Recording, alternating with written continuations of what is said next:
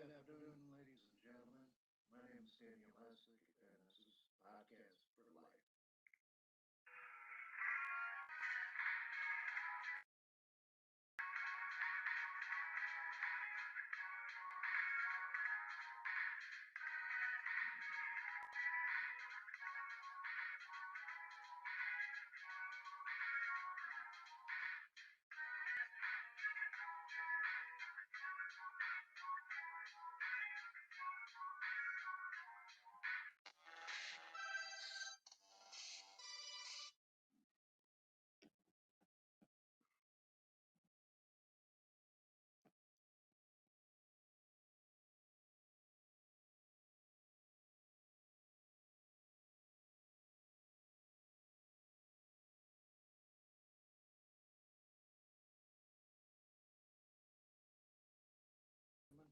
My name is Daniel Hessick.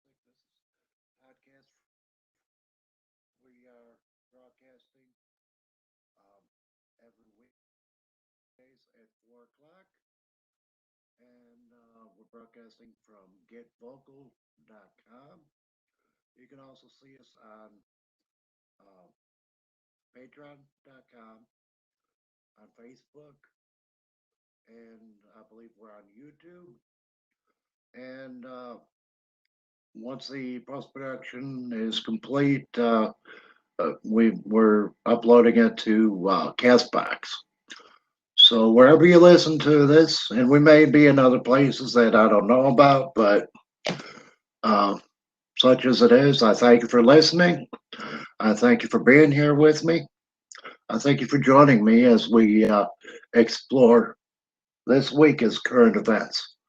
Uh, Basically, what Podcast for Life is for is to give support and encouragement to, and it is to shed a little light where there may be some darkness. Maybe together we'll be able to learn a few things together, and that's my hope. Um, Again, I thank you for joining us, and I thank you for spending some your very valuable time with me. Okay, now this week's topics is current events. Now, I'm going to be going back a little bit, but I'm going to be sharing my feelings on everything that's been going on. Pretty much it's March of this year. Uh, and basically, um, most of the people that I've come across, I do support them. And even when I'm critical, you know, the whole thing about Podcast for Life is it's all about life and love. Love begets life, and a little bit of positivity goes a long way for uh, being full of love, being full of life. And life is for the living, and to live is to love. For God is love. Um, okay. Going back to March, we had and we're still going through the COVID-19 pandemic. I believe at this point we are pretty much over the emergency part of it because things seem to be becoming more routine. Um, we're starting to open up the economy, which I'm so glad to see that. I've been so fearful about, uh, what happens if we keep the economy shut down for too long. And I'm glad to see the progress that we're making. We're making progress in leaps and bounds. We're already down to 8.4, I believe, percent unemployment, and from 10.2 last month. Um, my congratulations to President Trump for creating the environment that we can make such fast progress. Uh, and I look forward to the full restoration of our economy by the end of the year. If we keep going at the pace we're going, I believe we can make that deadline. um, okay. Big thorn in my side here is uh, what's his name? George. Oh man, I had everything else here.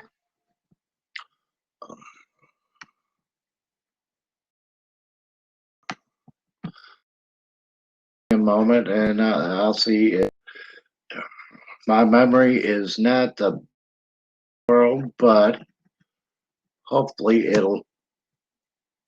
Um, hopefully I'll be able to find the information quickly so that we can move on. Uh,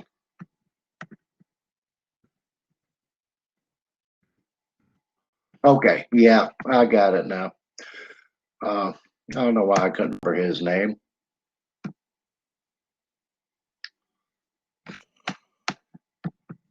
but anyway, George Floyd. Uh, I've done some checking into him way back when his name was first mentioned. And basically, he's a thug. He was a dope dealer. He is one of the dregs of society.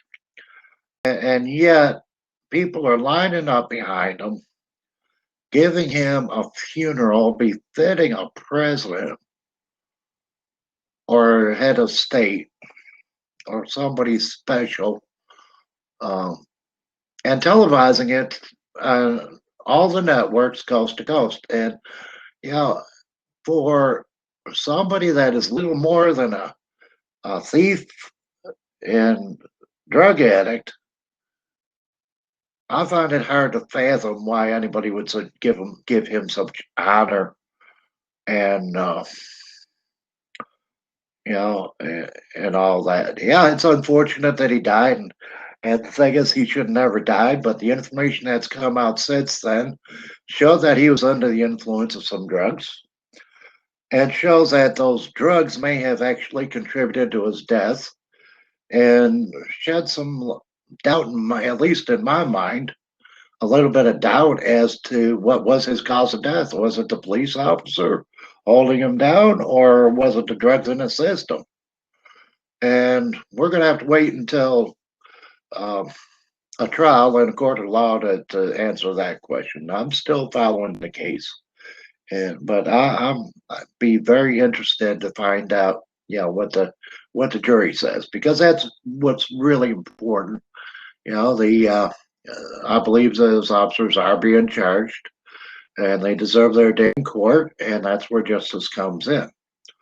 The thing is, can the state prove its case? Can the defense rise above the evidence and prove innocence, or at least cast some doubt on the guilt?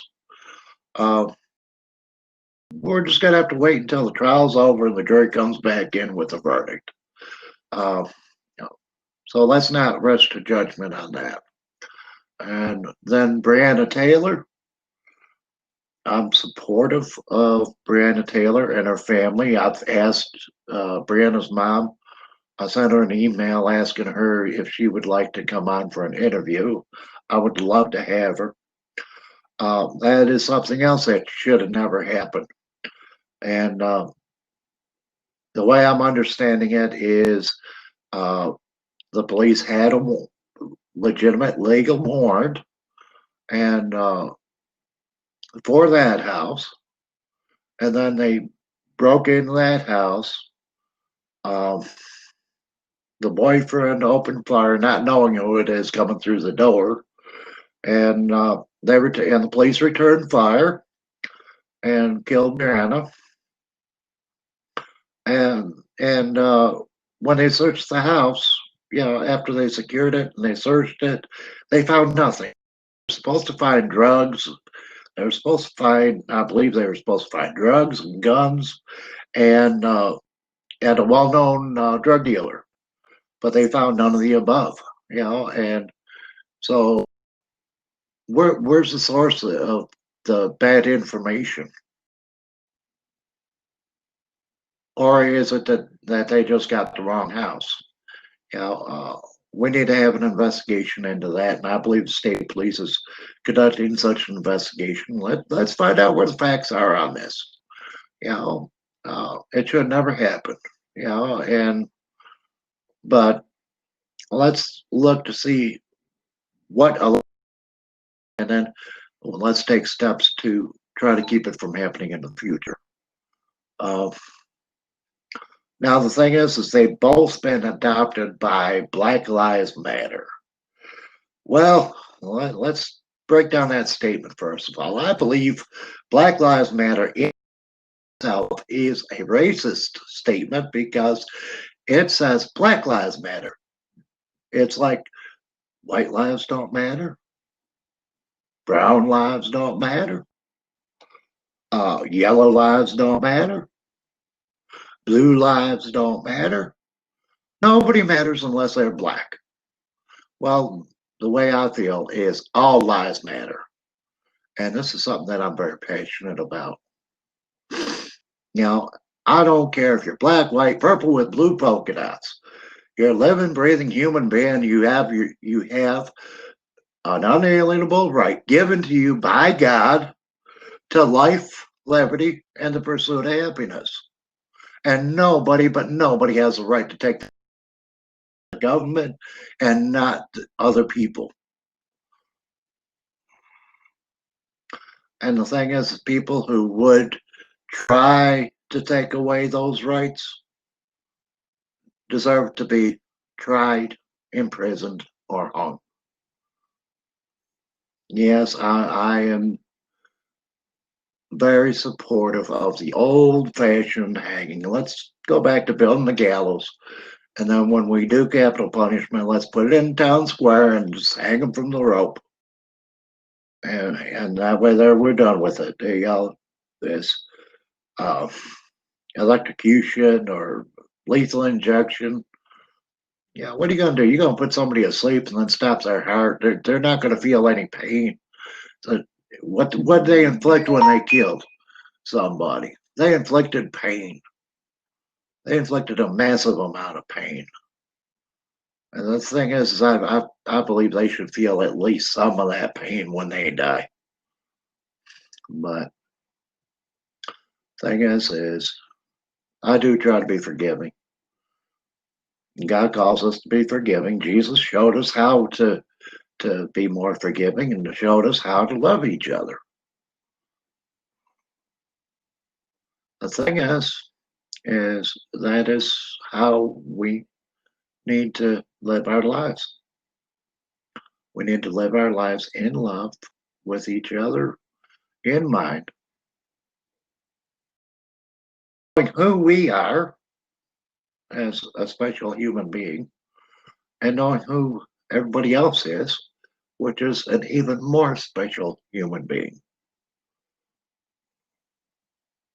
Things need to come full circle, and they are.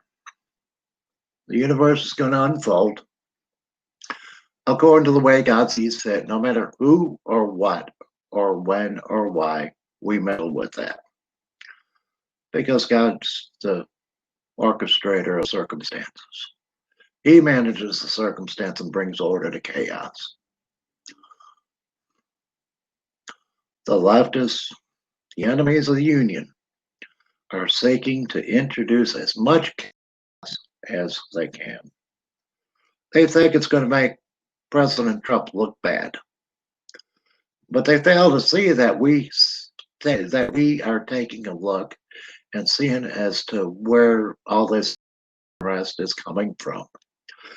They're coming from, by and large, cities that have been run by Democrats, in states that have been run by Democrats.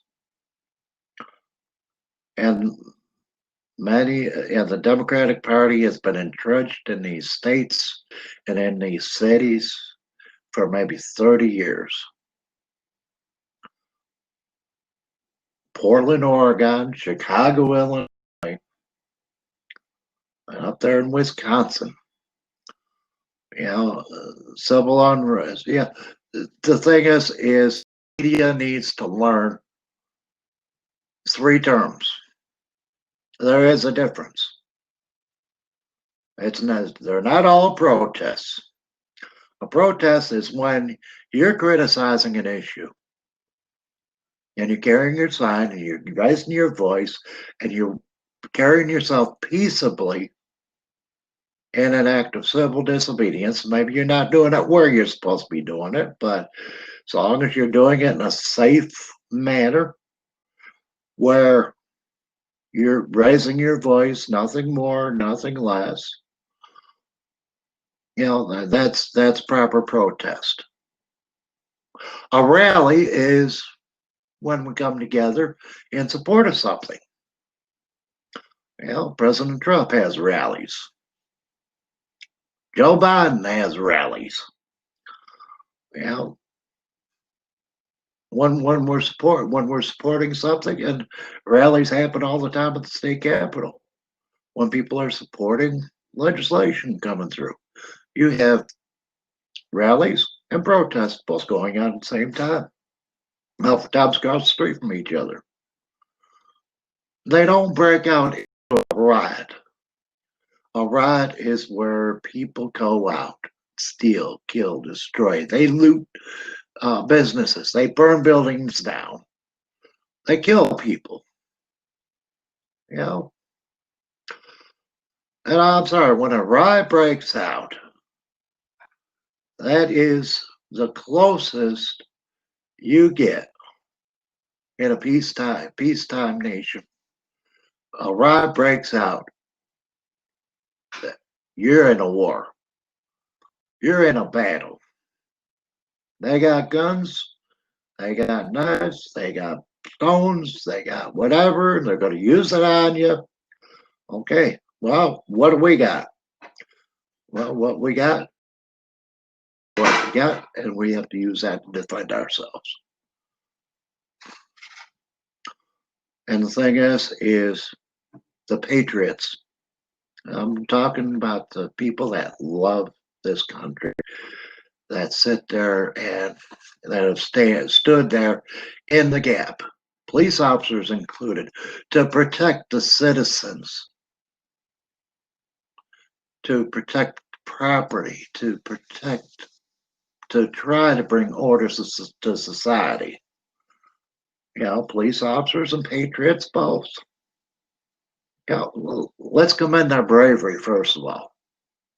Second of all, let's commend their willingness to give the ultimate sacrifice, for there is no greater love than a man give his life for his friends.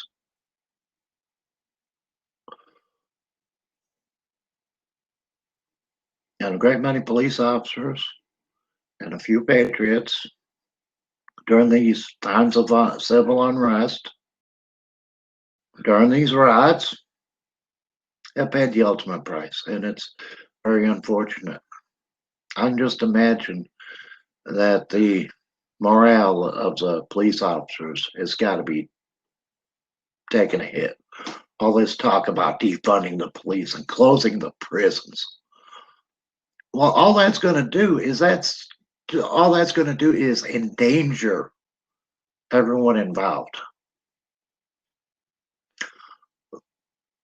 Let me appeal to anyone that is contemplating defunding the prisons, defunding the police, putting the criminals back out in the street. They're just, unless they are properly rehabilitated, unless they err their ways, unless they're willing to change their ways, they're just going to go back to what they were doing, what they know to do, what they used to do. Steal, kill, and destroy. And the thing is, people are going to die. Crime's going to happen. And it's going to go up. It's already going up. Portland, Chicago, up in Wisconsin. Crime's going through the roof. And Black Lives Matter is right at the heart of it. I believe they're orchestrating much of it. And I'm already sent an email to the Attorney General requesting that they investigate that. Black Lives Matter has even come to Louisville with their civil unrest, trying to incite to riots. Well, the police in Louisville pretty much put them in their place. Within a couple of days, they were routed. And I haven't heard a peep since.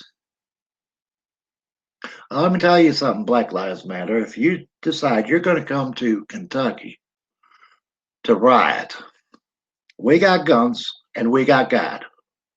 And we got liberty on our side. And everybody that's got the guns and got God, we're very well trained. So maybe you might consider going somewhere where you may be more welcome. Because we don't want riots in Kentucky. We don't want people dying. We don't want people being stolen from. We don't want our buildings burned down. We don't want racism. Okay. I know it's not exactly current events, but racism is a hot button issue these days. Let's go over a little bit of a history lesson. 1776. Declaration of Independence and the Constitution were created and ratified and signed. July 4th is our Independence Day. The Declaration of Independence was drafted and sent on July 4th, 1776. Went to King Louis. Explained how we as Americans are not going to be enslaved to any nation. We're going to throw off those shackles of state. And we're going to embrace liberty. And we believe God is our judge. And we're willing to let God be the judge. The founding fathers have then turned around and created our great nation. And they did it at the peril of their lives. They could have been executed for treason. Instead of that, Great Britain sent their troops. We gathered our troops, they fought, and we won. Praise God for that, because the thing is, that is proof positive that God created the United States.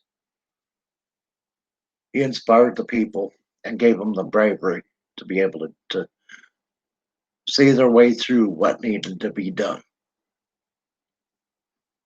And in the end, God showed himself victorious and created the United States. The basis of the United States is liberty. The preamble of the Constitution states that all men are created equal and endowed by their Creator, which means the Creator gives it to them. Endowed by their Creator with certain unalienable rights, rights that cannot be taken away. Certain unalienable rights, that among these rights are life, liberty, and the pursuit of happiness. Doesn't guarantee that happiness, but it guarantees that we pursue it. That we will have the liberty that we need to feed our families, create a business, work a job, pay our bills, get along in society.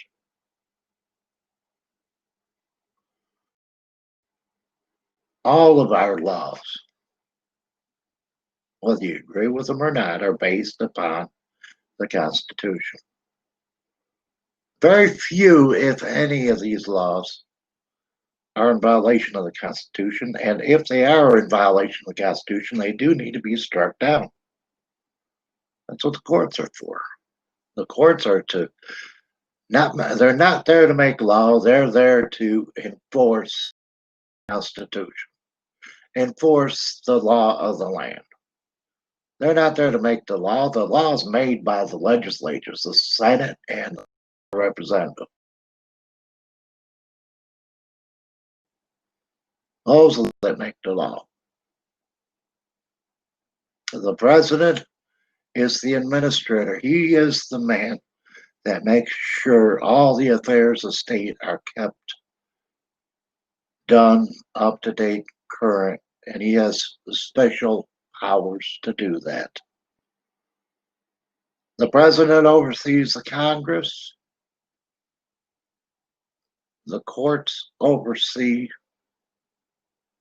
Congress, and Congress oversees the president and the courts.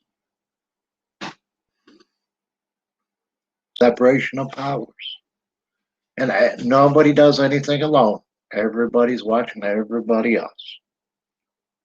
Everybody's got a right to criticize, including we the people.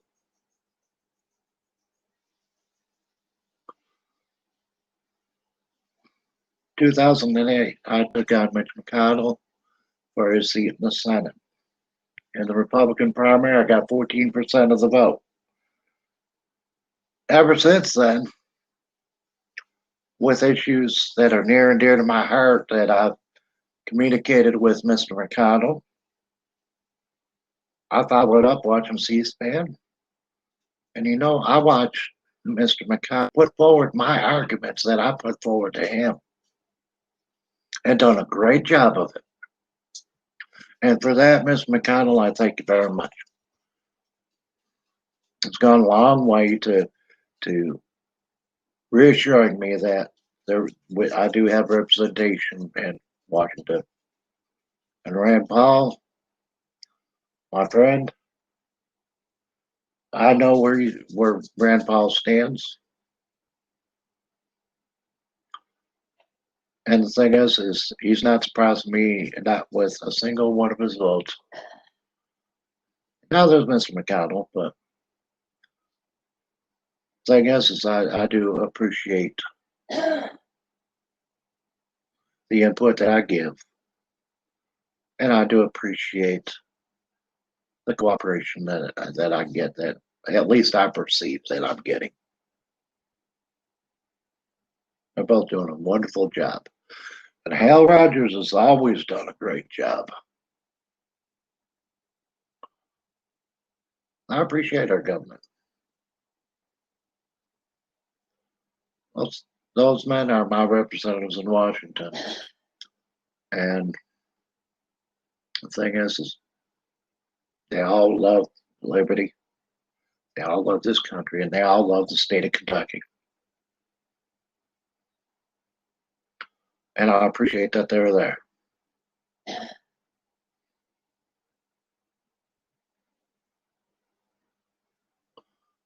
Okay.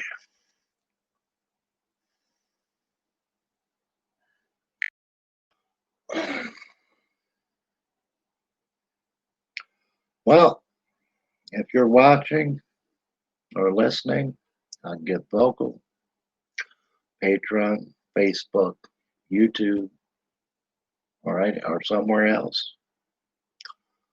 Now, Castbox, we're not live, so you can ignore this. If you want to call in, my number is 606 622 7667. I got the phone line open. Go ahead and call in and join the conversation.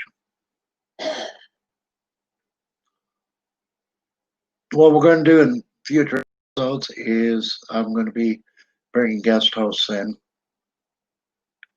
And next week, we're bringing in a fine lady that is 2 years in recovery. And we're going to help her celebrate her recovery on the air. next week, 4 o'clock on Saturday. A week after that, I'm going to be interviewing Steve Smith. He is running Stillwater's Youth Ranch of Appalachia. And that's going to be a very interesting conversation. And the thing is, I wouldn't want anybody to miss it. And we got some very exciting episodes coming up. And it would be really good if y'all join us, if y'all join me each week at 4 o'clock on Saturdays. I'm going to try to make it interesting for you. We're going to talk about stuff that's interesting to me, that I love. And the thing is the more I have you to help me, the more I become yours, because I'm willing to share what I got. I do hope that it's going to be support and encouragement to all who need it. And I welcome all the input I can get. Now, again, the phone number is 606 622 76. And the phone line is open. Okay. We have about a half hour left, I believe. Yeah, give or take, about 25 minutes.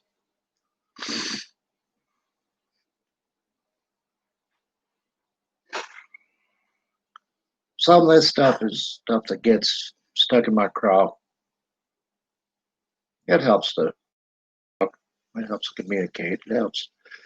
I've been really, how would I describe my political activity? It's basically fighting against the ruler of darkness, against the evil in the world. For the good is liberty, choice, positivity, confidence. Love is fruits of the Spirit. It's tolerance, long suffering. It is being positive with each other, being honest with each other, being a servant.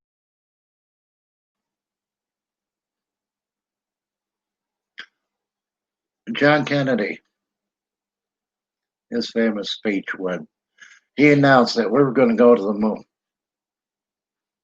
Or was it before that? I think it was before that. But he posed the question and made the statement. Ask not what you can do. Ask not what your government can do for you. Ask what you can do for your government. I think we're losing sight of that. The people that would seek to enslave us want us to be dependent upon the government for our every need. Okay. People can take care of themselves. But I still believe in a little bit of safety net, because there are those who are disabled. There are those that are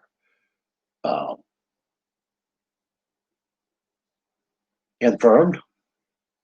And there are those that are not as able to take themselves, and they need a little bit of assistance.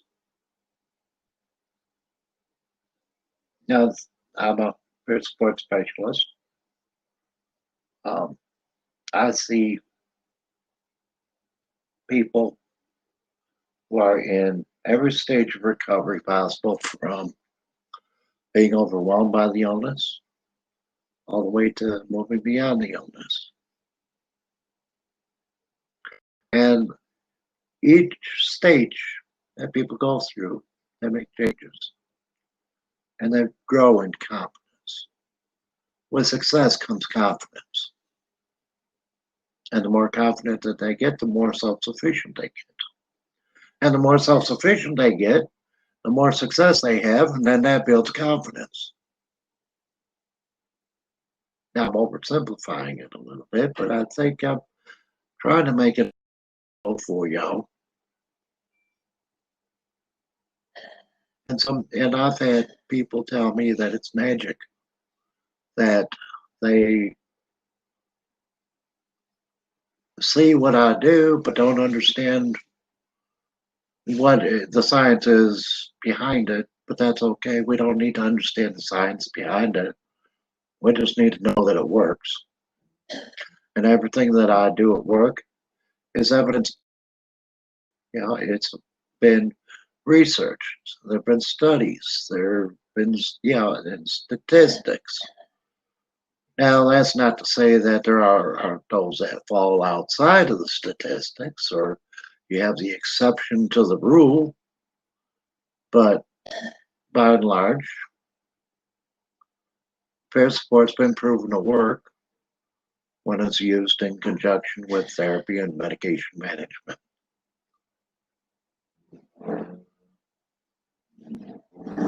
And I have a heart for people who suffer from mental illness. I'm a member of the National Alliance for Mental Illness, NAMI, NAMI Kentucky, and I'm the organizer of NAMI Kentucky Southeastern.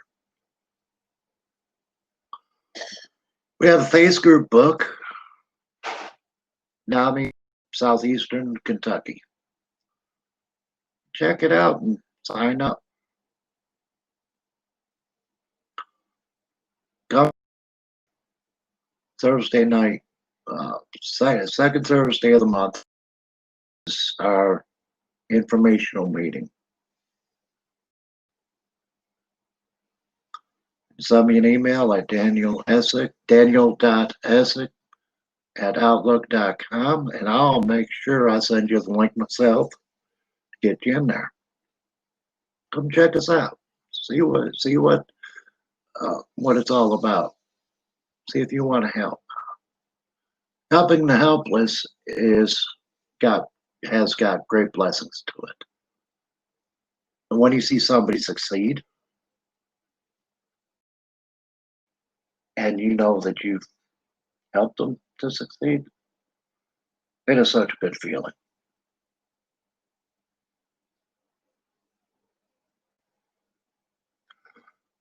It may even be a feeling that's better than sex.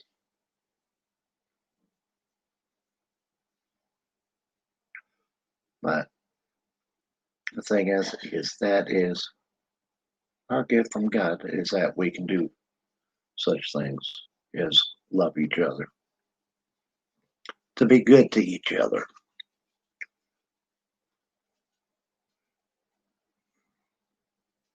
God's defined good and evil, and He's presented to us in the Bible.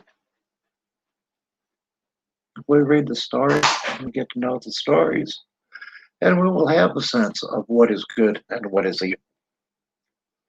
Especially if we're with a good Bible-believing church, where we can discuss with our brothers and sisters and come to an understanding that's greater than the understanding we've had before. It is incumbent upon man to grow and to learn. And the thing is, growing and learning is best done together in civil society. We live on the greatest nation of the earth.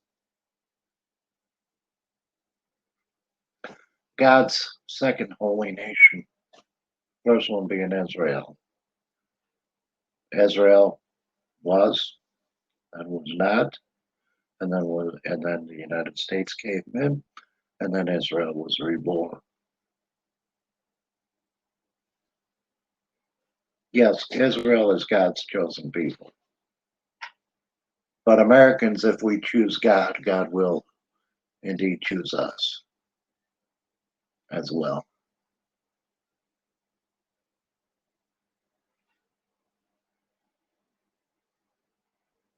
And the thing is we show our love to God by learning, doing, and teaching of His will. And you don't need to be a preacher to do any and all that. A preacher basically is somebody that's ordained of the church. In other words, the church recognizes them and puts them in places of high honor so that they can be counted on to teach even the most experienced of us.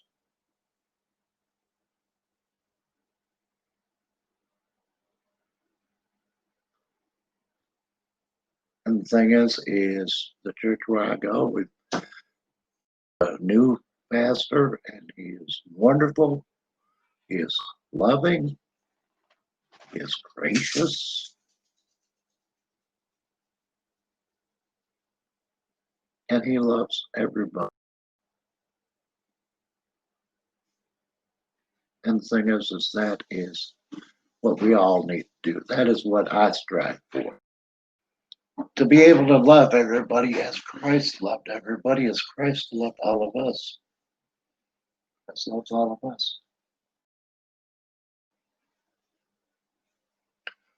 Okay, liberals, you get this because I'm talking about God and faith.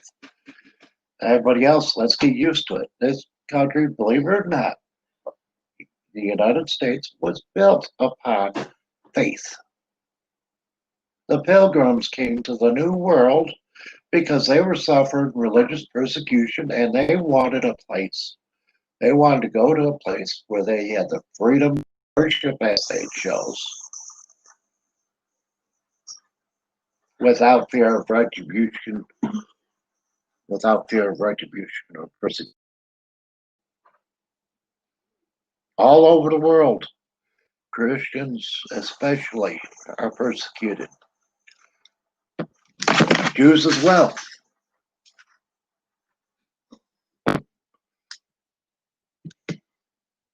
Black people, you thinking that you're suffering from racism? What you ought to do is you ought to go to Russia, or you ought to go to Germany,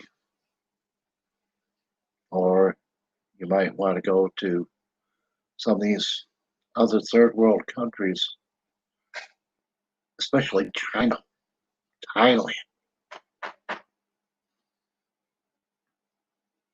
There are places in the world people are truly persecuted for who they are or what they believe. And they risk death every day just in an effort to speak out and tell the truth. Because the state, somebody important, decides that the truth is inconvenient. So they'll manufacture another truth that's actually a lie, but they will give it out as the truth. And those people call the good evil and the evil good. Take a look at Democrats. What are they doing? Peaceful protest. They're burning down buildings, killing people,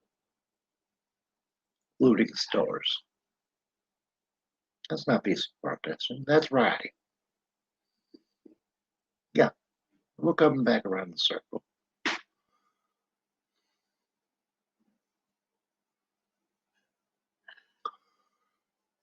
I thank God that we are going to have our elections. But what I'm saying about these mail-in ballots, mail-in elections,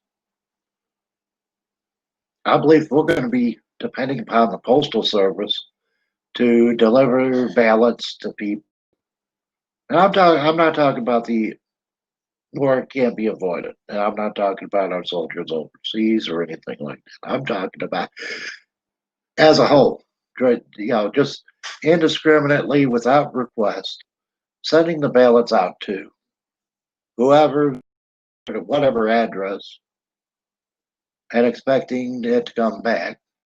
Especially if they're sending it out 3, 4, 5 times. You know, I see a lot of fraud being able to take place with mail-in voting systems. Not only would there be fraud with extra votes being cast,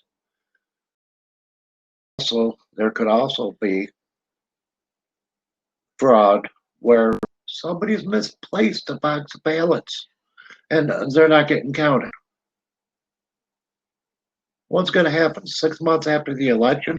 Oh my God, we found 6 boxes. It's probably 750,000 ballots, you know, that weren't counted. So that's 750,000 people that went and voted and did not have their voice heard, and that's unacceptable.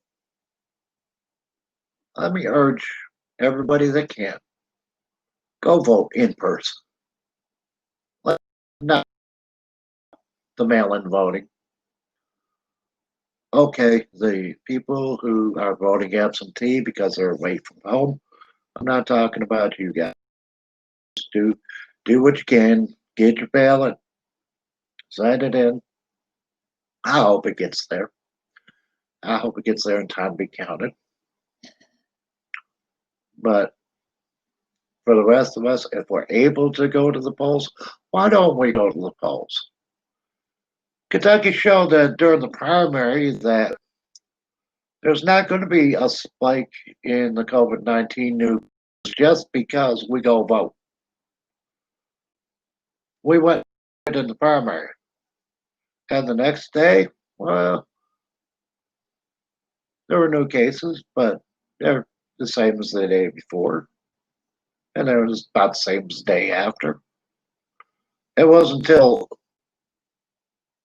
I think it was 2 months later, at least a month later, that it started spiking up to where it is now.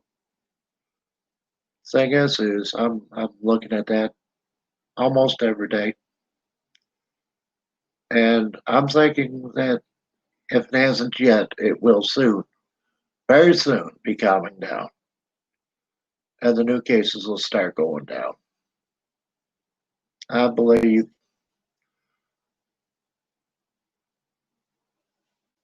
COVID-19 hit American shores back in January, hit Kentucky back in March. I commend Governor Beshear in taking the decisive action that he's taken. I'm not going to say I agree with everything that he did, but the thing is I did meet with him as COVID-19 was coming to pass, and they were dealing with it. And Governor Beshear was very gracious and gave me about a half hour of his time after he made a speech. And I find him to be very sincere in what he is about. He loves Kentucky, and he is about saving lives. He cares less if somebody's Democrat, Republican. And the thing is I've seen in his press conferences where he's rebuffed people that want to politicize the emergency. They want to keep the emergency going so that they can have power. And they can have power over us and lord it over us. The thing is, we don't need anybody being lord over us except God. And the thing is we all have the capability of being the master of destiny.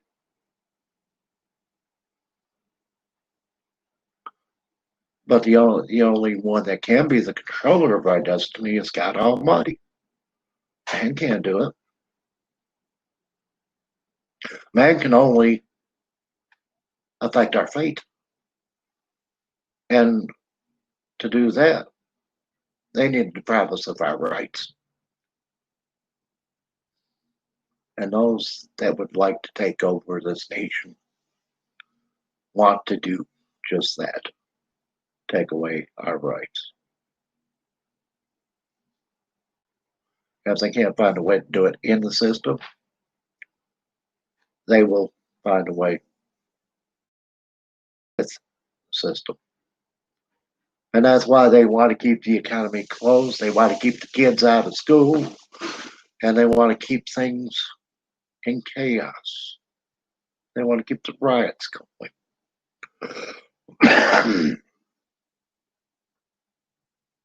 They don't want good things for our country. They don't want good things for any of our states. What they want is they want to be powerful and feel powerful and feel like they're in charge of us.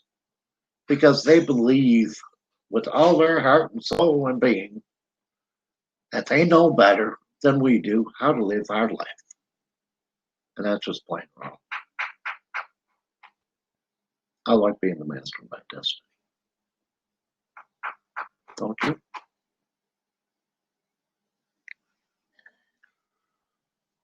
Don't forget to join us next week.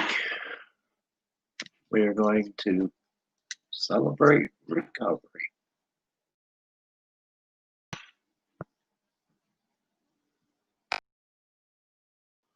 We are going to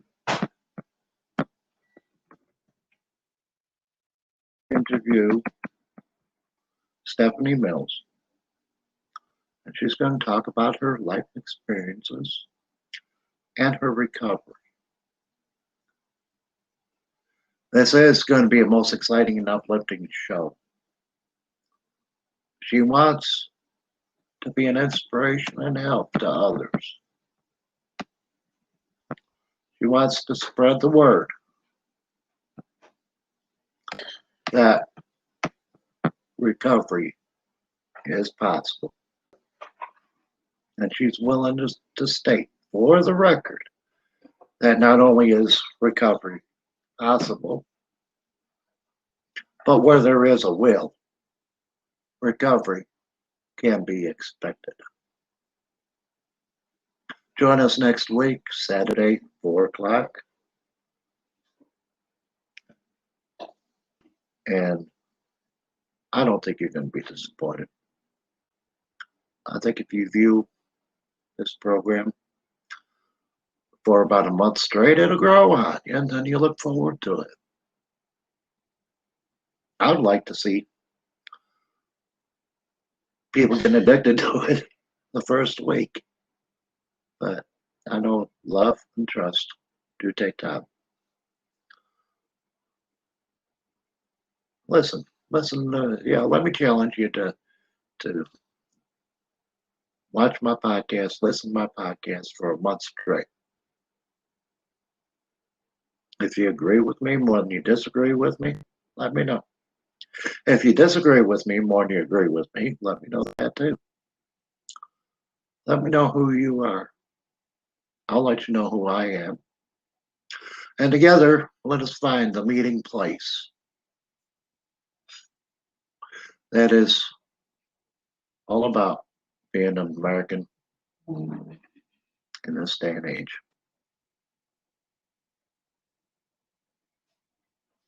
See you next week.